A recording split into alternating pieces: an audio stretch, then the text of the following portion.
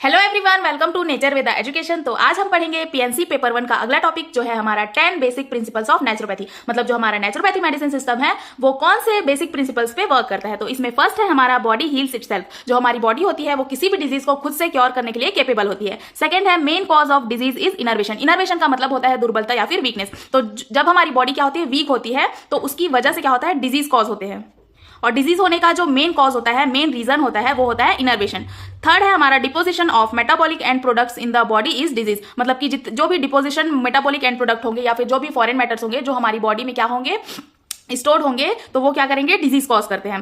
Fourth है acute disease is a remedial process itself a cure. जो भी हमारी एक्यूट डिजीजेस होते हैं जैसे कि कोल्ड, कफ, फीवर, तो ये क्या करते हैं, एक रेमेडियल प्रोसेस परफॉर्म करते हैं ताकि जो हमारी बॉडी है वो क्योर हो सके या फिर हील हो सके। फिफ्थ है food is the building material does not increase the vitality. Food क्या करता है, एक बिल्डिंग मटेरियल की तरह काम करता है, बट ये विटालिटी को इंक्रीज नहीं करता है। सिक्स्थ है हमारा fasting provides an opportunity to the body to heal itself. जो हम फास्टिंग परफॉर्म करते हैं या फिर कंप्लीटली एब्सटिनेंस ऑफ फूड बोल सकते हैं। तो जब हम फास्टिंग करते हैं तो हमारा जितना भी ऑर्गन होता है, जो भी ऑर्गन हमारे बॉडी में प्रेजेंट है, वो क्या कर रहे होते हैं, रेस्टिंग पीरियड में होते हैं। तो इससे क्या होता है, ये एक अपॉर्चुनिटी प्रोवाइड कराता है हमारी बॉडी को, ताकि जो हमारी बॉडी है या जो भी डिजीज कंडीशन है हमारी बॉडी में वो क्या हो सके, हील हो सके खुद से ही।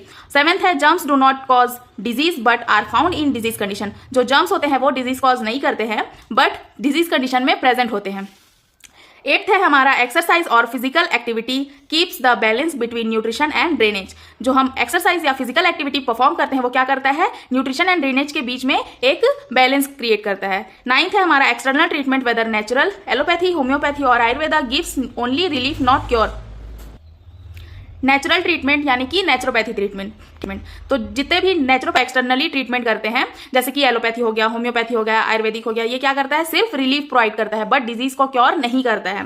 10th है हमारा patients own will to get well, determination and faith are necessary things for nature cure treatment. तो क्या बोल, पेशेंट्स का खुद पे बिलीफ होना और खुद पे क्या होना, एक सेल्फ कॉन्फिडेंस होना कि मुझे ठीक होना ही है, ठीक है, और खुद पे एक फेथ रखना कि मुझे ठीक होना है और मैं ठीक हो जाऊंगा, ठीक है, ये नेसेसरी होता है। ये पेशेंट को क्या करना है, अपने लिए गुड थॉट्स रखने हैं कि मुझे ठीक होना है या फिर मुझे हील होना है। और ये क्या होता है, एक बहुत इंपॉर्टेंट रोल प्ले करता है नेचर क्योर ट्रीटमेंट के लिए। अगर पेशेंट अपने लिए पॉजिटिव थॉट्स नहीं रखेगा तो ये क्या करेगा, ये उसके लिए अच्छा नहीं होगा और हो सकता है कि डिजीज उसके क्योर ना हो, क्योंकि हम जैसा थॉट रखेंगे वैसा ही हमारी बॉडी वर्क करती है, ठीक है। अब हम सारे पॉइंट्स को एक एक करके थोड़ा डिटेल में जान लेते हैं कि ये क्या होते हैं, ठीक है। फर्स्ट है बॉडी हील इटसेल्फ। तो इसमें क्या बोल रहा है, जो हीलिंग होता है वो एक रिस्टोरेशन होता है जो क्या करता है, नॉर्मल कंडीशन में लाता है। जो हमारी बॉडी होती है, अगर कोई डिजीज कंडीशन आ गई है तो जितने भी उसके फंक्शंस होते हैं, जिस ऑर्गन से रिलेटेड हमें डिजीज हुई है, तो वो क्या करता है, जब डिजीज कंडीशन होती है तो वो हमारे ऑर्गन के क्या करता है, फंक्शंस को कम कर देता है या फिर डिक्रीज कर देता है। तो जो हमारा हीलिंग प्रोसेस होता है, जो बॉडी खुद हील करती है, वो क्या करती है, जितने भी फंक्शंस डिक्रीज हुए हैं उनको क्या करती है, फिर से रीस्टोर करके उसके जो फंक्शंस होते हैं उनको इंक्रीज कर देती है और नॉर्मल कंडीशन में लाती है हमारी बॉडी को, जिससे क्या होता है, हमारी जो सिक बॉडी होती है वो कंप्लीटली हेल्दी फॉर्म में चेंज हो जाती है और जो हमारी डिजीज होती है वो क्योर हो जाती है। अब यहाँ पे बोला गया है cure does not come from outside but from inside. जो क्योर होता है हमारी बॉडी वो बाहर से नहीं होती है, ठीक है, अंदर इंटरनली होती है। वो कैसे, जितने भी कंडीशंस होते हैं जैसे कि वुंड हीलिंग, ठीक है, जितने भी कंडीशंस होते हैं जब हमारी बॉडी डिजीज कंडीशन में होते हैं या फिर कोई चोट लग गई है, जैसे कि wound heal, bone knit, cuts heals, bleeding stop and fever come and go, pain are sometimes more or sometimes less. ये क्या होता है, ये सब अंदर से ही होता है। वुंड हील होता है वो क्या करता है, इंटरनली खुद ही हील होता है। जो बॉडी होती है वो खुद क्या करती है, हीलिंग प्रोसेस परफॉर्म करती है और जितने भी वुंड होते हैं उसको हील करती है। अगर बोन क्या हो गया है, ब्रेक डाउन हो गया है या फिर कहीं पे फ्रैक्चर आ गया है तो वो क्या करती है, खुद से उसको सही करती है। इसी में अगला हमारा ये सेंटेंस बोल रहा है surgery is based on natural healing process. मतलब जो सर्जरी हम जो परफॉर्म करते हैं वो नेचुरल हीलिंग पे बेस्ड होता है। कैसे, जो भी सर्जन्स होते हैं या जो भी डॉक्टर्स होते हैं जो क्या करते हैं, सर्जरी करते हैं। फॉर एग्जाम्पल अगर किसी का बोन फ्रैक्चर हो गया है, किसका, टिबिया और फिबुला का, तो वो क्या करेंगे, स्किन पे कट लगाएंगे, फिर उसके बाद में बोन के अंदर क्या करेंगे, रॉड इंसर्ट करेंगे, उसके बाद स्टिचेस लगाएंगे, फिर उसको क्या कर देंगे, छोड़ देंगे। अब उसके बाद जो भी हीलिंग प्रोसेस है वो हमारी बॉडी खुद करेगी।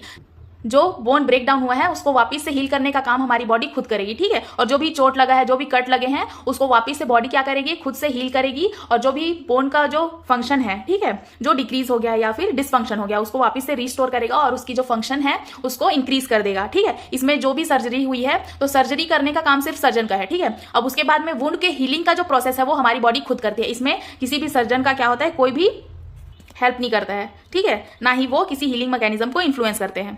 सेकंड है हमारा main cause of disease is innervation.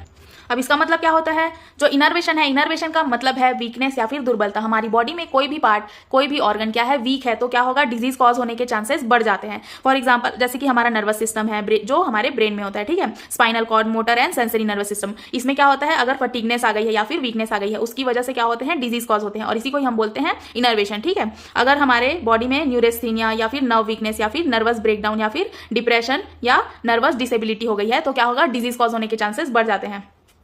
तो ये सब क्या है, एक डिजीज कंडीशन है जिसमें क्या होती है, जो हमारी बॉडी होती है वो वीक पड़ जाती है और हमारी बॉडी के जितने भी फंक्शंस हैं वो क्या हो जाते हैं, स्लो हो जाते हैं या फिर डिक्रीज हो जाते हैं।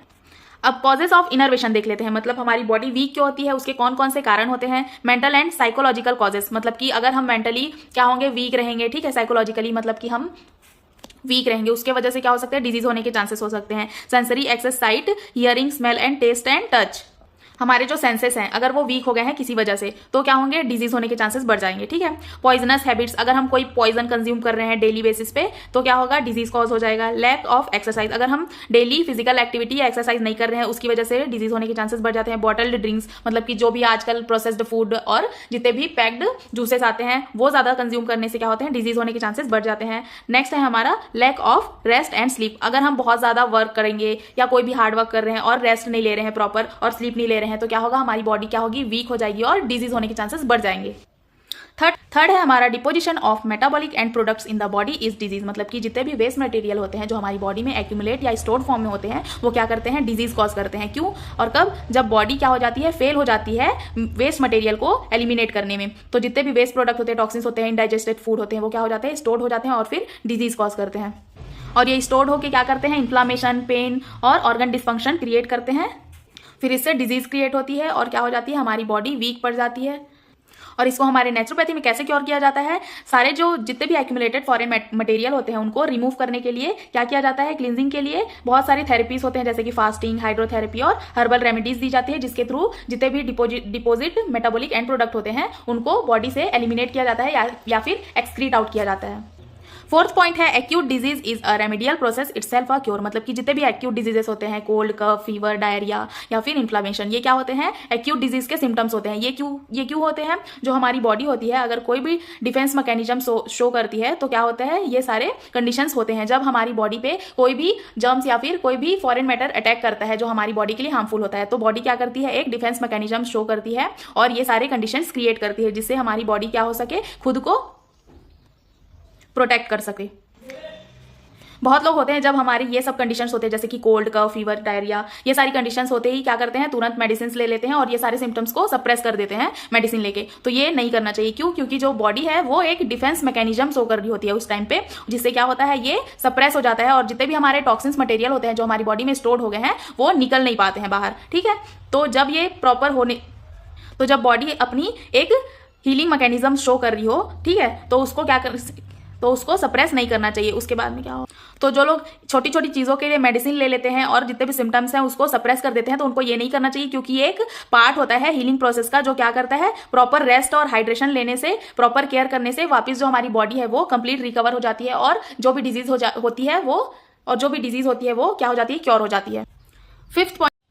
फिफ्थ पॉइंट है हमारा, food is building material but doesn't increase vitality. जो फूड होता है जिसे हम कंज्यूम करते हैं वो क्या करता है, एक बिल्डिंग मटेरियल की तरह काम करता है, बट विटैलिटी को कभी भी इंक्रीज नहीं करता है। जितने भी रॉ मटेरियल होते हैं, जो भी हम फूड कंज्यूम करते हैं, वो हमें क्या प्रोवाइड कराता है, न्यूट्रिएंट्स प्रोवाइड कराता है, हमारी बॉडी को रिपेयर करता है, ग्रोथ और एनर्जी प्रोडक्शन में हेल्प करता है, बट ये विटैलिटी को इंक्रीज नहीं करता है। जो हमारी विटैलिटी को इंक्रीज करते हैं वो हमारे एलिमेंट्स होते हैं, जितने भी नेचुरल एलिमेंट्स होते हैं, जैसे कि फ्रेश एयर, सनलाइट और जब हम स्लीप लेते हैं, प्रॉपर रेस्ट लेते हैं। ठीक है, ये क्या करता है, हमारे इंटरनल एनर्जी को बैलेंस करता है और विटैलिटी को इंक्रीज करता है। और जब हम ओवर ईटिंग करते हैं और कोई से भी क्या करते हैं, फास्ट फूड खाते हैं या फिर अनहेल्दी फूड खाते हैं, वो क्या करता है, हमारे जो ऑर्गन होते हैं, जितने भी फंक्शंस होते हैं ऑर्गन के, उस पर बर्डन डाल देता है। ठीक है, उसकी वजह से डिजीज होने के चांसेस बढ़ जाते हैं।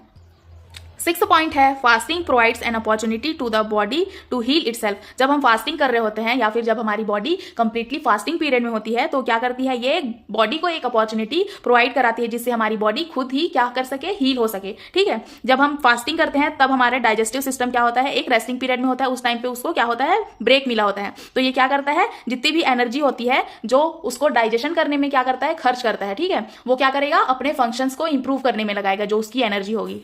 और हमारी जो बॉडी है उसको क्या करने में हेल्प करेगा, डिटॉक्सिफिकेशन में और रिपेयर करने में हेल्प करेगा।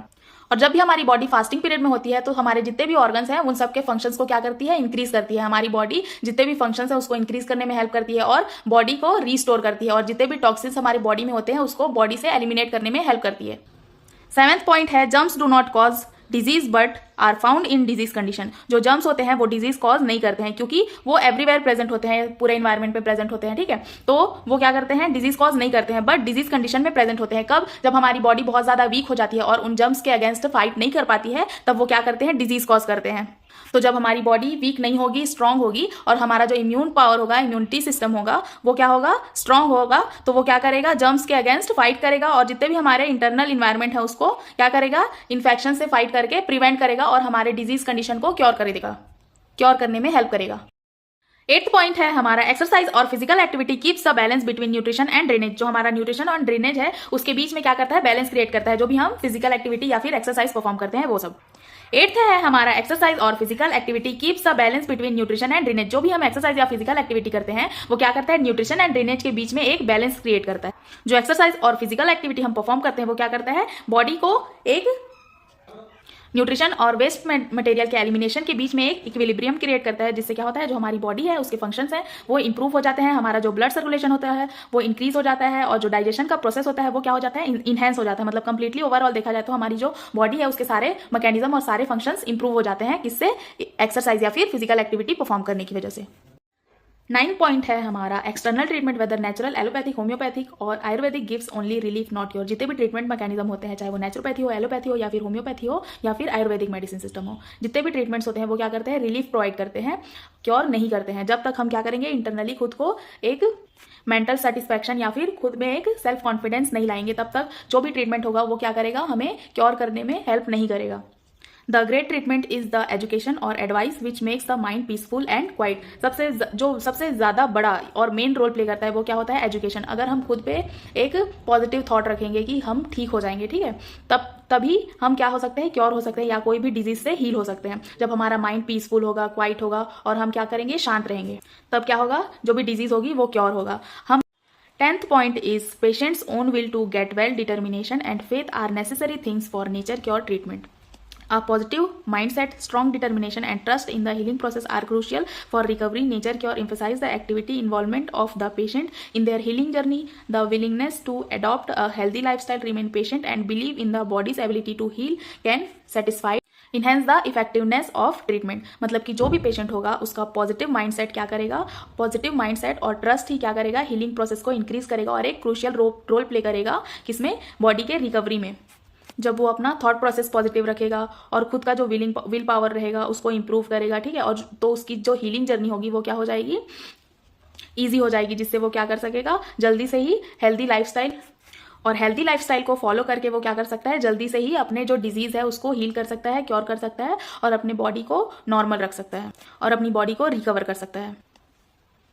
तो ये था हमारा आज का टॉपिक। आई होप आपको वीडियो अच्छे से समझ में आ गई होगी। अगर वीडियो अच्छी लगी हो तो चैनल को जाके सब्सक्राइब कर दें और वीडियो को लाइक, कमेंट एंड शेयर कर दें। Thanks for watching.